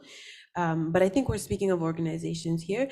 But for instance, like let's say we got, I don't know, 100K, but then you have to have a good accountant that understand the process of these grants, because 100K did not go into a person's account. It goes towards the delivery of the project. And that is a different tax bracket that works on its own, especially if it's government money. Sometimes, like for instance, for Lotus, we're a nonprofit cooperative. So there's some things that we don't pay because it's like this loophole of the government giving itself, like it doesn't make sense. But I think if we were an individual, it would work differently.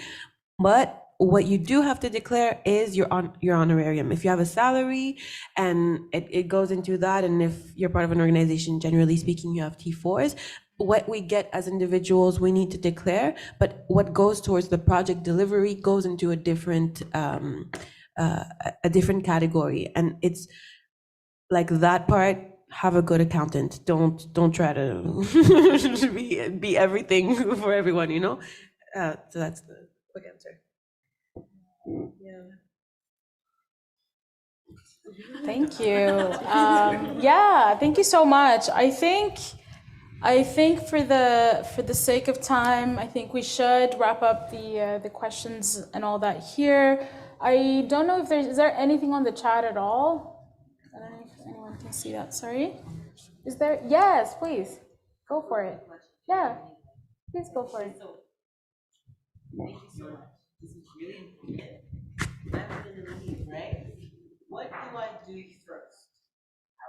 Yeah. Yeah. Oh, thank you. Thank you. I would just, because I'm really just trying to make it practical so I can actually accomplish my goals. Yeah. So I want to, like I said, I shared with you the idea. Yeah.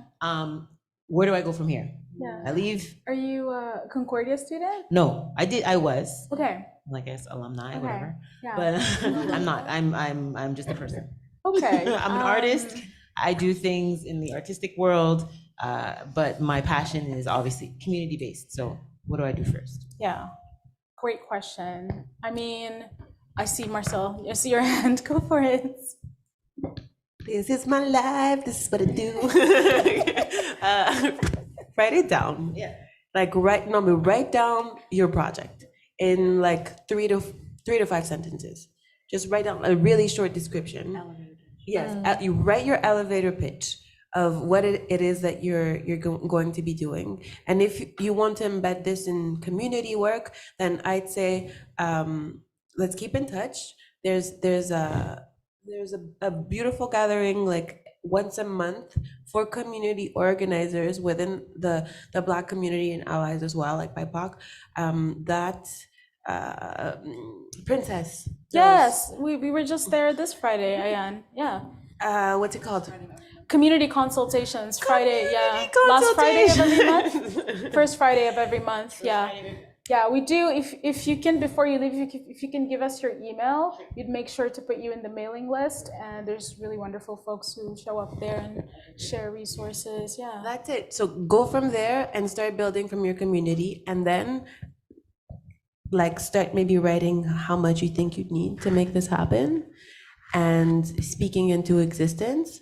And then when you're ready, you can contact maybe some people, like you can contact me, you can contact other people, but you know, like contact someone who can help you write it and put it, like find the right funding for you. But start with building your community around the project that you've developed and putting it into words and speaking it into reality.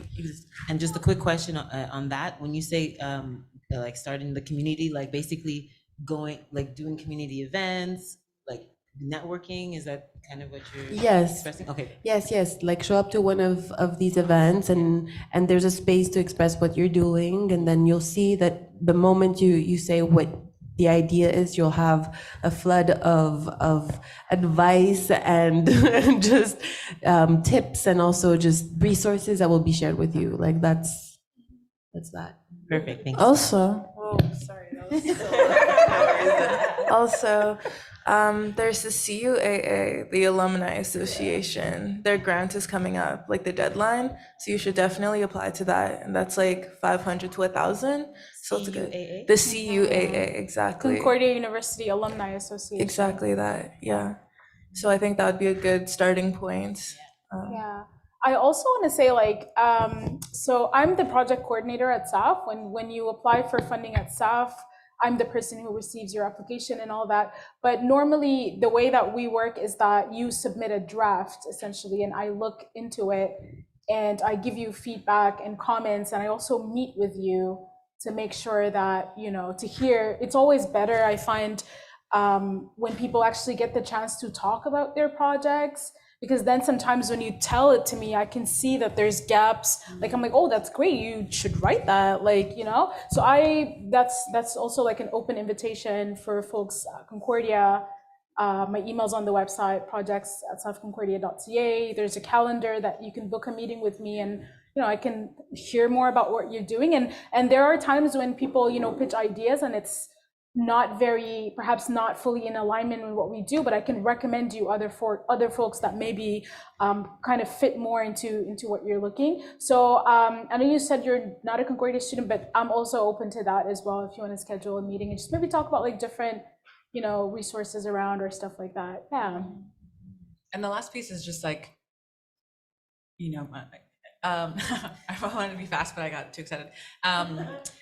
Like getting the habit of, because like if you have even one person that is like a safe person that you would want to like talk on the phone for like a million hours on, you need to get it out of your brain and out into the world, and then be receptive to what people say, because it could be like a really good idea but you're like kind of missing a piece, or like because I do this when I'm writing, it's like I skip words because I'm just like so stoked to get it on paper that like I'll drop ands and does and whatever. So when someone else is reading it, it's like, what are you saying? But I knew what I meant. So when I'm reading it, it's like only through my brain.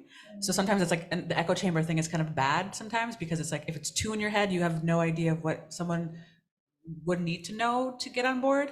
And there's this thing in education called the burden of knowing, where it's like when you start to research something or get a level of expertise in something, you honestly can't remember what a person who doesn't know anything would need to know to understand a thing.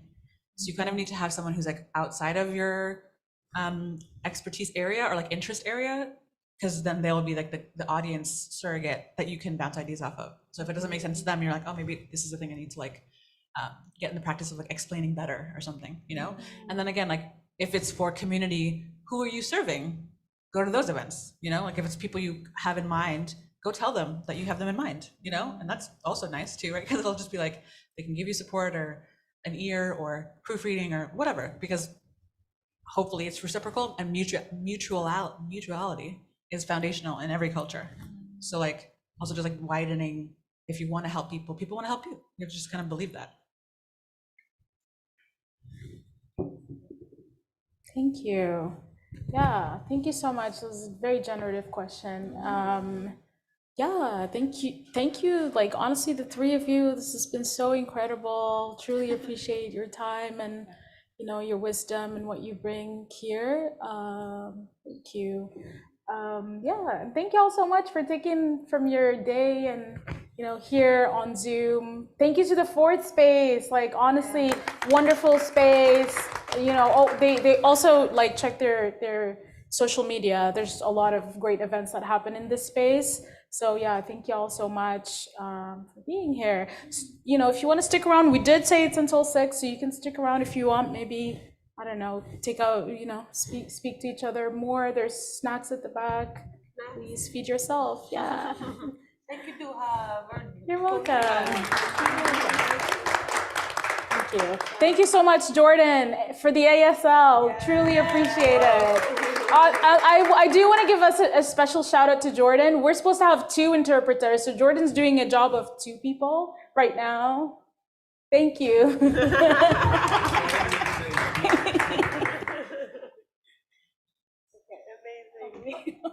Thank you once again to our panelists, and thanks to the folks on Zoom for joining us. We are going to go ahead and close up the Zoom, but for those of you in the space, you are more than welcome to stick around, hang out, ask some questions, interact. We're here till 6. Thank you again. Yeah.